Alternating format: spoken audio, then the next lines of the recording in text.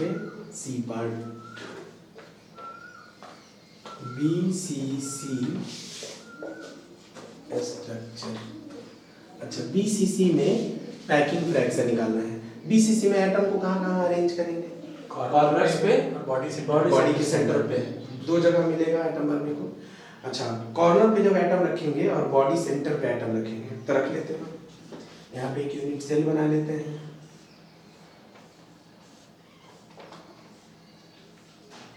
ठीक है, कॉर्नर पे एटम को सजा लेते हैं।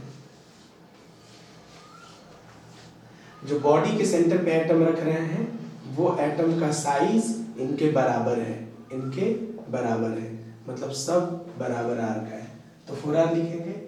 लेकिन a is greater than 2r लिखना पड़ेगा, ये आपस में टच नहीं करेंगे। ठीक है, और यहाँ पे क्या लिखेंगे? a√3, एक इक्वेशन बन गया। अच्छा बताओ, यहाँ से a इक्वल टू क्या आ जाएगा? 4r/√3। ठीक है, ये हो गया। पैकिंग फ्रैक्शन का फार्मूला क्या यूज करेंगे?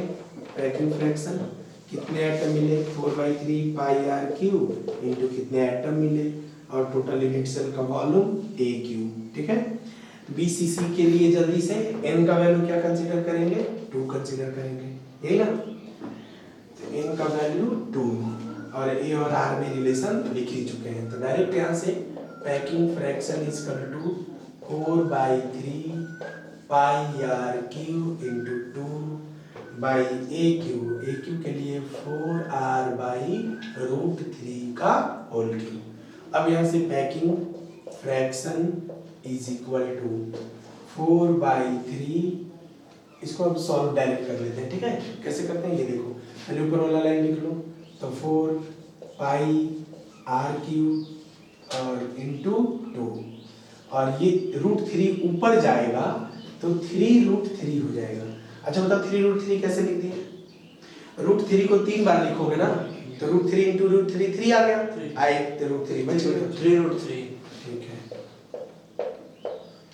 बाई यहाँ पे 4r, तो 4 इंटू 4 इंटू 4 इंटू r³ और एक यहाँ पे 3 बच भी गया। ठीक है, अब यहाँ पे r³ तुम्हारा कट गया। ठीक है, 4 से तुम्हारा 4 कट गया, 3 से तुम्हारा 3 कट गया, 2 से तुम्हारा ये 2 कट गया। अब packing fraction is equal to आ गया तुम्हारा π√3 बाई नीचे 4 इंटू 2 8 आ गया।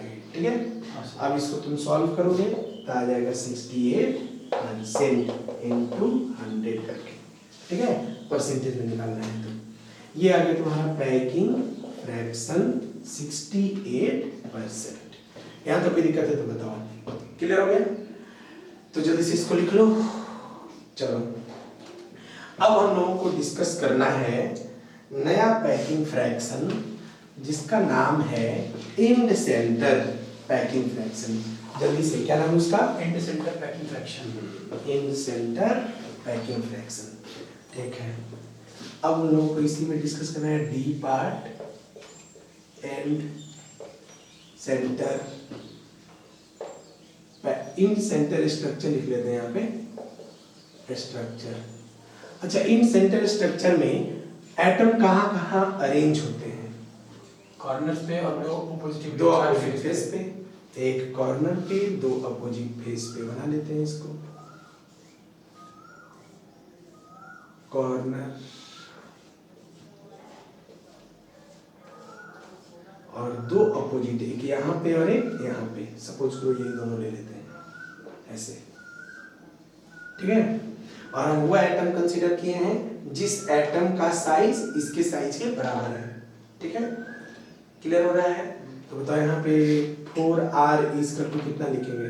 फेस सेंटर का लेंथ a√2, फेस डायगोनल लेना पड़ेगा ना ये वाला। ठीक है, a√2। बताओ यहाँ से a इज इक्वल टू क्या आ जाएगा? 4r/√2 आ जाएगा। ठीक है, नंबर ऑफ एटम कितना लिखोगे यहाँ पे? कैलकुलेट कर लो, 1/8 इंटू 8 तो 1 आएगा, और फेस वाले के लिए 1/2 इंटू 2, ये भी 1। कई बार हमसे स्टूडेंट क्वेश्चन पूछता है कि सर यहाँ भी वैल्यू 2 आया है और BCC में भी 2 ही आता है, नहीं तो दोनों तो फिर सेम ही हो जाएगा। लेकिन गलत है ना, जब BCC स्ट्रक्चर लेते हो तो जो एटम कंसीडर करते हैं हम लोग, वो एटम के बीच का जो 4r लेंथ निकालते हैं वो a√3 आता है, और यहाँ पर लेंथ आ रहा है तुम्हारा a√2, तो आंसर अलग अलग आएगा। और तुम्हारी जानकारी के लिए बता दें कि एंड सेंटर स्ट्रक्चर के केस में पैकिंग फ्रैक्शन पॉसिबल नहीं होता है, क्योंकि इसका पैकिंग फ्रैक्शन 50% से लो आता है। अभी तुम देखना, ठीक है।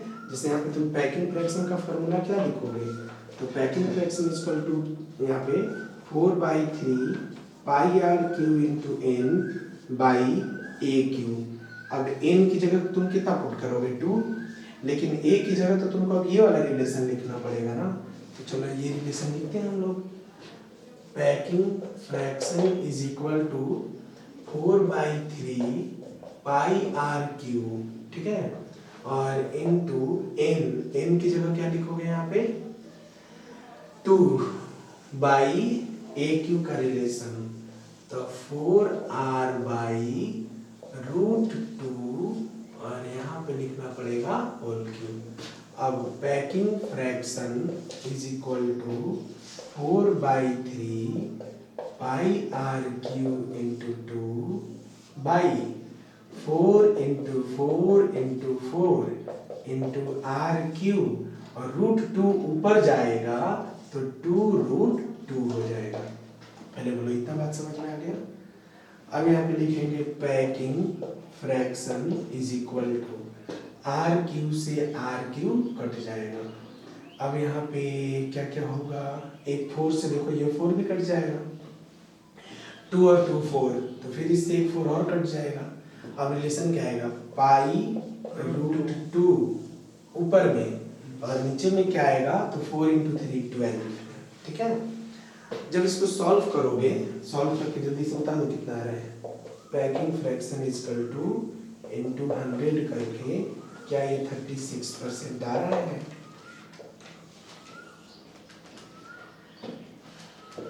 .36 आना चाहिए, π√2/12, ठीक है। आ गया, समझ में आ गया। चलो तो यहाँ तक क्लियर है, तब 0.36। अब तुम बताओ ये 50% से भी कम भर रहा है ना, तो इसका मतलब कोई एटम है उसका बहुत कम पार्ट, कोई यूनिट सेल है उसका बहुत कम पार्ट भरा हुआ है, तो अंदर से वो खोखला ज्यादा है, मतलब कमजोर है, यानी उसके द्वारा बनाया गया क्रिस्टल क्या होगा, वीक होगा, तुरंत ब्रेक कर जाएगा। और मात्र 30% भरे अगर किसी क्रिस्टल का 50% से भी कम भर रहा है ना, तो ऐसे केस में ये क्रिस्टल बहुत वीक होगा। इसीलिए कहीं भी तुम बुक में देखना एंड सेंटर का पैकिंग फ्रैक्शन नहीं निकाला हुआ है, जो हम तुमको यहाँ निकाल के बता रहे हैं। हाँ, एक बात जरूर लिखा रहता है बुक में कि packing fraction of end centre are not possible. ऐसा क्यों लिखा रहता है, क्योंकि पैकिंग फ्रैक्शन 50 से भी कम आ जाता है। देखो सिंपल का निकाले तो 52% आया, बीसीसी का निकाले 68 आया, और एफसीसी का निकाले 74 आया, तो सबसे कम तो इसी का आ रहा है ना, 50 से भी डाउन हो रहा है, ठीक है। एक साथ ना हम लोग सबको समराइज कर लेते हैं, जितना पैकिंग फ्रैक्शन पढ़े हैं, जितना पैकिंग फ्रैक्शन पढ़े, अगर सबको एक साथ समराइज कर लोगे ना, तो उससे फायदा ये हो जाएगा कि सब तुमको एक साथ याद रहेगा। तो यहाँ लिख लेते हैं सीरियल नंबर, यहाँ लिख लेते हैं name of unit cell, name of unit cell, यहाँ लिख लेते हैं पैकिंग फ्रैक्शन। अच्छा, यहाँ पे ये भी लिख लेते हैं कितना स्पेस वैकेंट है, कितना स्पेस वैकेंट है ना। वैकेंट स्पेस लिख लेने से ये फायदा हो जाएगा कि हमको पता चलेगा कितना पार्ट इसका खाली है, ठीक। चलो सीरियल नंबर 1 में सिंपल या प्रिमिटिव यूनिट सेल, इसी का नाम तुम चाहो तो सिंपल यूनिट सेल इस लेना कि ऐसा यूनिट सेल जिसमें एटम को केवल कॉर्नर पे सजा करके रखा गया है, अरेंज किया गया है। पैकिंग फ्रैक्शन कितना आएगा 52%, वैकेंट स्पेस कितना होगा बताओ 48%, है ठीक है ना।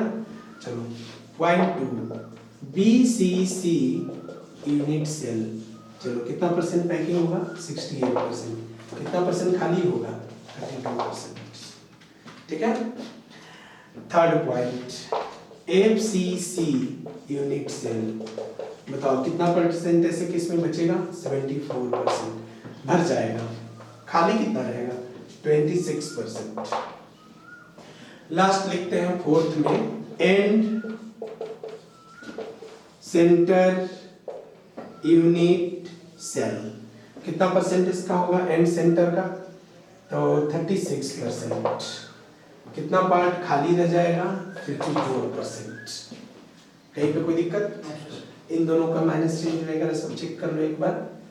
सही है ये वाला 36 और 54 64 नहीं, 64 होगा। 64%। ठीक है, 26% 20 सही है ना सर? सर। चलो, तो इस तरीके से किसका कितना पार्ट भरा हुआ है और किसका कितना पार्ट खाली है, पूरा बात क्लियर हो गया? अच्छे से पैकिंग फ्रैक्शन समझ में आ गया? पैकिंग फ्रैक्शन से एनसीईआरटी में केवल एक क्वेश्चन दिया है इंटेक्स में। क्या पूछा है कि which of the following have so highest packing fraction? Simple unit cell, BCC, FCC की जगह ना हेक्सागोनल क्लोज पैकिंग लिखा है, जो भी हम लोग पढ़े हैं। ठीक है, इसके पहले वाला जो क्लोज पैकिंग पढ़े ना एचसीपी, तो जो हेक्सागोनल क्लोज पैकिंग है वो एफसीसी को ही तो फॉलो करता है। तो इसलिए आंसर क्या हो जाएगा? ये वाला। तुमको पता है पैकिंग फ्रैक्शन से आईआईटी में इतने अच्छे अच्छे प्रॉब्लम आए हैं, वो प्रॉब्लम अगर तुम देखोगे तो तुमको पता चलेगा कि पैकिंग फ्रैक्शन कितना इंटरेस्टिंग टॉपिक है। और इतना छोटा टॉपिक नहीं जितना तुम ऐसे सोच रहे हो कर पैकिंग निकालना, ये तो एनसीईआरटी के लिए है। क्लियर होगा? एनसीईआरटी देना हो, नीट देना हो तो बेस्ट है, लेकिन जेई एडवांस के लिए कॉम्प्रिहेंशन क्वेश्चन है, कॉम्प्रिहेंशन आया हुआ क्वेश्चन बोल रहे हैं, और एक ऑब्जेक्टिव क्वेश्चन भी दिया हुआ है। एक एक करके सारे क्वेश्चन को हम लोग सॉल्व करते हैं। ठीक है, तो एनसीईआरटी का एक ही क्वेश्चन है तो बता दिए, तो उसको अलग से तो करने की जरूरत नहीं है। अब इस टॉपिक पे डायरेक्ट हम लोग जेई के प्रॉब्लम को करते हैं। तो चलो हेडिंग करते हैं। तो पैकिंग फ्रैक्शन पे अब जेई के क्वेश्चन करते हैं।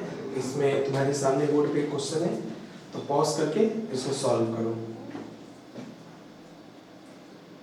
चलो अब इसको सॉल्व करते हैं हम लोग। सर ये क्वेश्चन अभी तक जितना बात बताया ना पैकिंग फ्रैक्शन, उससे सबसे अलग है। कह रहा है क्वेश्चन कि the packing fraction of the two dimensional square unit cell, मतलब इस बार हमारा जो यूनिट सेल है वो 3 डायमेंशन है कि 2 डायमेंशन? 2 डायमेंशन। अब 2 डायमेंशन में एटम को ऐसे अरेंज किया गया है। अब तुम ही बताओ बीच वाले एटम का साइज किनारे वाले एटम के बराबर है, इसीलिए देखो एक दूसरे को टच नहीं किया है। लेकिन ये स्ट्रक्चर देखोगे ना तो तुमको लगेगा कि एफसीसी टाइप का है। कौन सा स्ट्रक्चर है? एफसीसी। हमें निकालना है packing fraction. Packing fraction, packing fraction का तो हम एक ही फार्मूला जानते हैं कि पैकिंग फ्रैक्शन इक्वल टू कितना पार्ट भरा गया और कितना पार्ट दिया गया था। ठीक है, तो space occupied by atoms by total area नहीं स्पेस, क्योंकि एरिया नहीं वॉल्यूम बोलना होगा ना। अब चलो स्पेस, लेकिन यहाँ पे स्पेस एरिया के टर्म्स में काउंट होगा। क्यों एरिया के टर्म्स में काउंट होगा? क्योंकि 2 डायमेंशन है। 2 डायमेंशन मतलब इस तरह, जैसे ये बोर्ड है, अब बोर्ड में ऐसे एटम बनाए गए हैं बोर्ड के अंदर, मतलब एटम का वॉल्यूम कंसीडर नहीं करना है, वॉल्यूम 3 डायमेंशन है। यहाँ क्या कंसीडर करना है? एरिया। क्या करना है बच्चों? एरिया, नहीं कि वॉल्यूम। वॉल्यूम तब करते जब 3 डायमेंशन रहता। ठीक है, अब चलो तो 2 डायमेंशन के लिए हम क्या करोगे? Space occupied by atoms. अब एटम्स कितना स्पेस ऑक्युपाई किया है, तो पहले ये देख लें कि एक एटम कितना ऑक्युपाई किया है, और फिर टोटल नंबर ऑफ एटम निकाल लेंगे। ठीक है, अच्छा यहाँ टोटल एटम कितना होगा पहले ये निकालो, मतलब n का वैल्यू निकालो।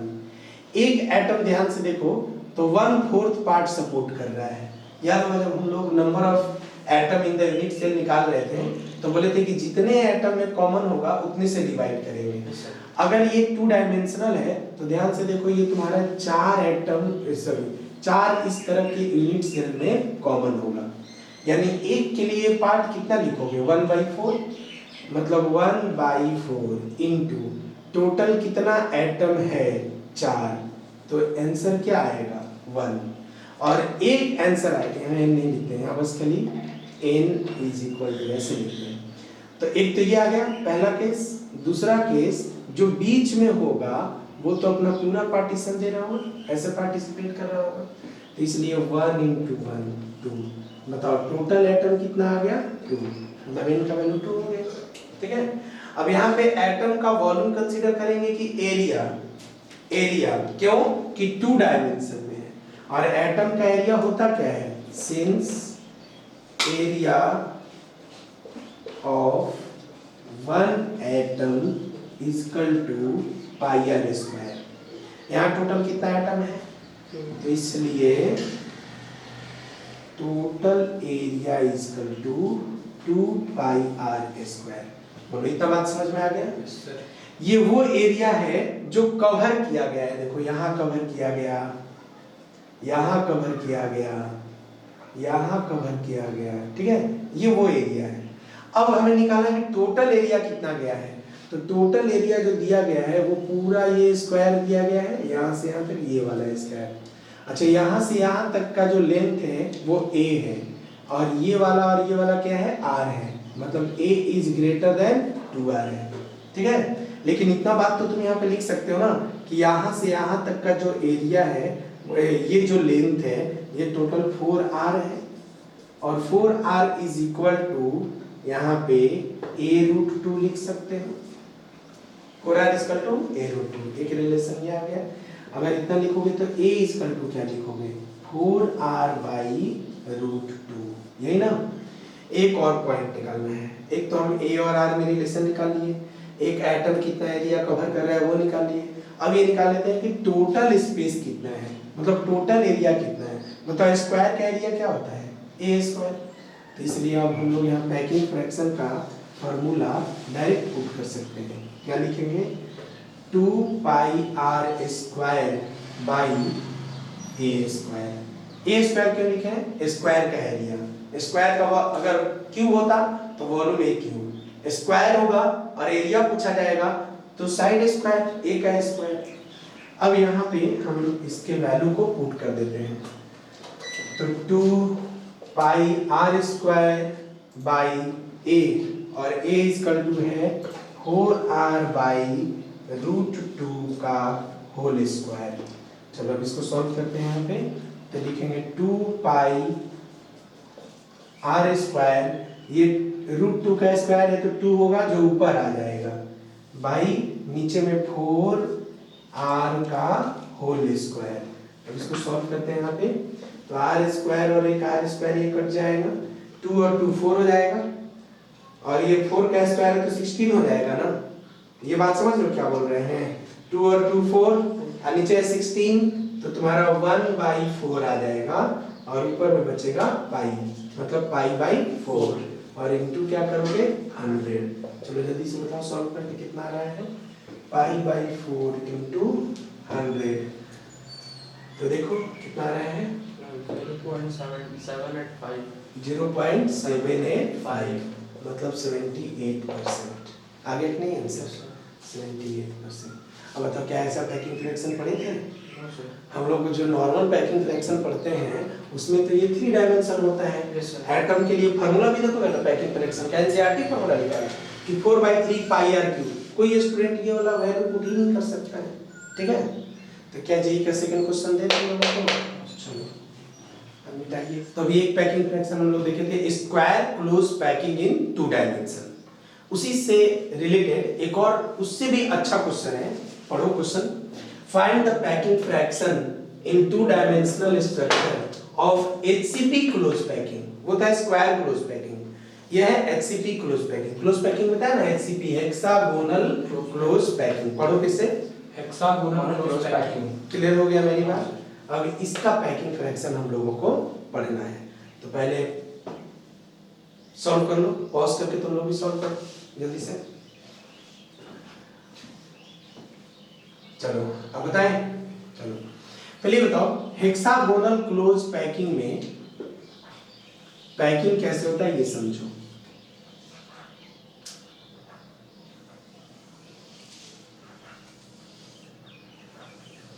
छोटा छोटा लड्डू है ऐसे, अब यहाँ पे सेकेंड पार्ट हेक्सागोनल है तो इस तरीके से जाएगा।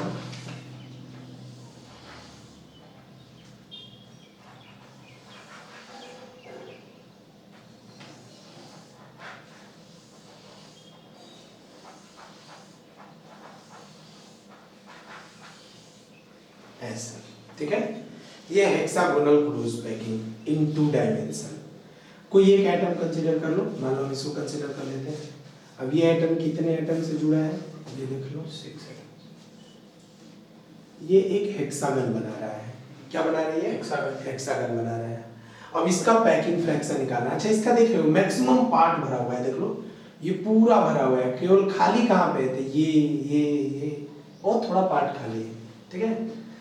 सबसे ज्यादा पैकिंग यही स्ट्रक्चर शो करता है। देखना अभी आंसर आएगा 91%। कितना आएगा? 91%। चलो सॉल्व करते हैं। अब इसको हम लोग क्या कर रहे हैं, सॉल्व करने जा रहे हैं। तो कैसे करेंगे इसको सॉल्व? तो सबसे पहले हम लोग यहाँ पे हेक्सागन बनाते हैं। अच्छा पैकिंग फ्रैक्शन बराबर लिखेंगे क्या? वो तो शुरू से एक ही बात लिखते आए हैं, क्या कि space occupied by atoms by total space, ठीक है, टोटल स्पेस। अब यहाँ पे हमको अगर इसको सॉल्व करना है तो पहले ये निकालना होगा कि टोटल कितना स्पेस है, कितना स्पेस टोटल दिया गया है। तो टोटल स्पेस कितना दिया गया है, तो हेक्सागन दिया गया है और हेक्सागन 2 डायमेंशन में है, तो हेक्सागन का वॉल्यूम दिया गया है या एरिया दिया गया है, एरिया दिया गया है। तो टोटल स्पेस इक्वल टू लिख सकते हैं एरिया ऑफ हेक्सागन। अब हमको हेक्सागन का एरिया निकालना पड़ेगा। कैसे निकालेंगे? तो पहले तुम हेक्सागन बनाओ,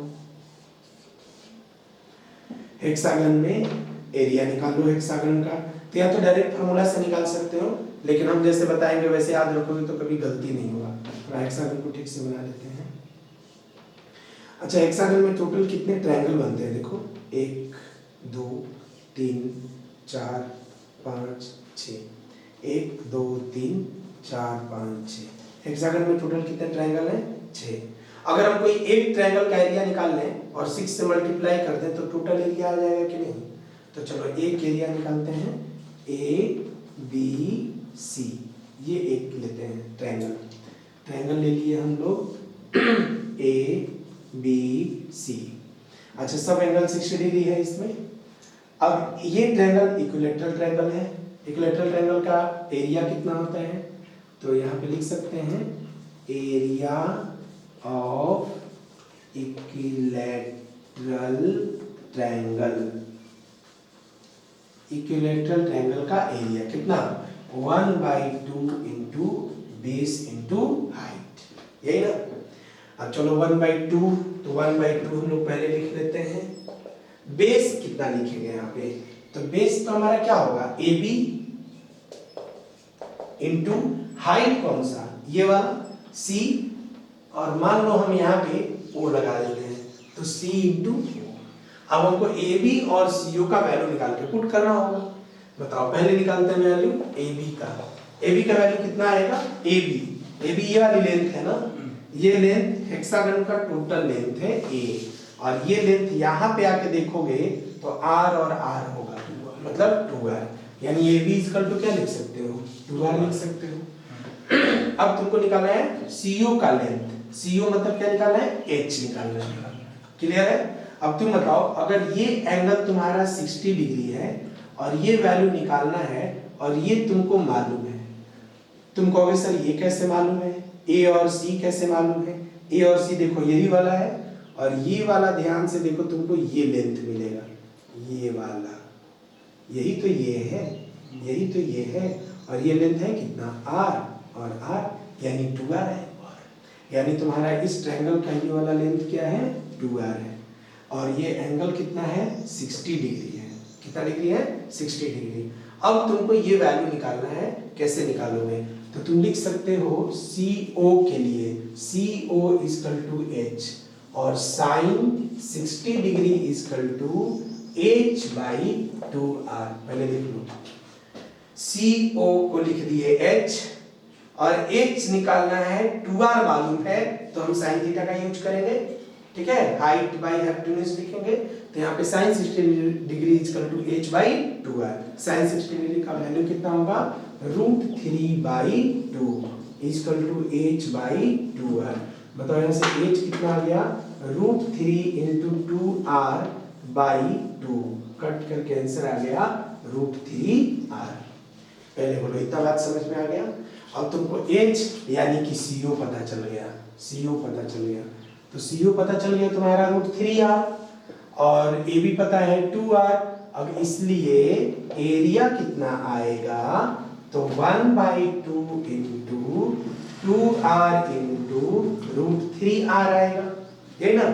अब तुम बताओ, ये 2 से ये तुम्हारा 2 कट गया, R स्क्वायर हो गया, √3R स्क्वायर, √3R²। ये एक ट्रायंगल का एरिया आया। बताओ इस तरह का टोटल कितना ट्रायंगल है, 6। तो इसलिए total area is equal to 6√3R²। आ गया कि नहीं? पहले बोलो ये बात समझ में आ गया पूरा? Yes sir. तो जल्दी से इसको पॉज करके और जल्दी से इसको लिख लो, पॉज करो और लिख लो, तुम लोग भी लिखो। चलो अब यहाँ पे इसको मिटा देते हैं, इसको अब हम मिटाने जा रहे हैं, क्लियर है। अब इसको मिटा करके टोटल गिवन एरिया कितना है, 6√3R²। हम इसको मिटा के और डायरेक्ट लिखने जा रहे हैं total given area 6√3R²। Total space area of hexagon, इसको मिटा देना आप टोटल, और ये मिटा करके डायरेक्ट यहाँ क्या लिखने वाले हैं, तो 6√3R², यही है ना, 6√3R²। अब हमको निकालना है स्पेस ऑक्युपाइड बाय एटम, क्योंकि ये तो वो एरिया है जो हमें दिया गया है। अब हमें निकालना ये है कि कितना एरिया एटम के द्वारा भरा गया है। अच्छा एटम देखो यहाँ पे एरिया के द्वारा के भर रहा है, ऐसे भर रहा है। अगर ये पूरा भरा होता तो आंसर आता कि πr² भरा है। कितना भरा है, πr², क्योंकि एटम का एरिया कितना होगा 2 डायमेंशन में, πr², क्योंकि वो एक डिस्क की तरह काम करेगा, तो डिस्क की तरह काम करेगा तो उसका एरिया होगा πr²। लेकिन उसमें केवल ये 1/3 पार्ट भरा है, तो हमको लिखना होगा πr²/3। क्यों? क्योंकि तुम इस एटम को जरा कंसीडर करो, ये एटम कितने में कॉमन है, ये एटम तुम देखोगे, ये एटम देखो 3 यूनिट सेल में कॉमन है, तो एक यूनिट सेल में पार्टिसिपेट कितना करेगा, πr²/3, जितने में कॉमन रहता है उतने से डिवाइड कर देते हैं। उसी तरह तुम ध्यान से देखो, ये एटम भी कितना पार्टिसिपेट करेगा, 1/3, ये पार्टिसिपेट 1/3, ये पार्टिसिपेट 1/3, ये पार्टिसिपेट 1/3। इस तरीके से कितने लोग 1/3 में आ रहे हैं, 1 2 3 4 5 6, तो πr²/3 एक atom into total atom 6, cut के आंसर आ गया 2πr²। लेकिन 2πr² अगर लिखोगे तो तुम केवल साइड वाले एटम को कंसीडर किए हो ना, अब किसको कंसीडर करना है, बीच वाले एटम को। अच्छा बीच वाले एटम का पार्टिसिपेशन कितना है बताओ, बीच वाला एटम पूरा पार्टिसिपेट करेगा, तो इसका आंसर आएगा टोटल πr²। इसलिए area covered by atoms equal to 3πr²। मतलब 3πr² एरिया कवर किया गया है, और दिया गया एरिया कितना है, 6√3R²। इसलिए total part of hexagon covered by atoms, that is packing fraction is equal to, अब इसका पैकिंग फ्रैक्शन कितना आएगा, तो cover area 3πr² by total area 6√3r²। Clear हो गया? अब यहाँ पे तुम r² कट कर दोगे और यहाँ पे क्या लिखोगे, ये कट हो जाएगा तुम्हारा, तो आ जाएगा π/2√3, ये आएगा ना। अब इसको सॉल्व करोगे, सॉल्व करके बता दो कितना आ रहा है, और इनटू 100 बताओ कितना आएगा इसको सॉल्व करने पे। तो अब तो इनटू 100 करोगे तो 90 पॉइंट कुछ, मतलब अप्रॉक्स कितना आएगा 91%। कितना आएगा अप्रॉक्स 91%। पैकिंग फ्रैक्शन 91, बहुत अच्छा क्वेश्चन है। ठीक है, आज तक जितना भी स्टूडेंट जानता है पैकिंग फ्रैक्शन, वो सब पैकिंग, देखो FCC का पैकिंग फ्रैक्शन 74% होता है और बुक में लिखा हुआ है कि ये सबसे ज्यादा पैकिंग है, लेकिन एक्चुअली में अगर ये सबसे ज्यादा पैकिंग होता तो ये क्या है फिर?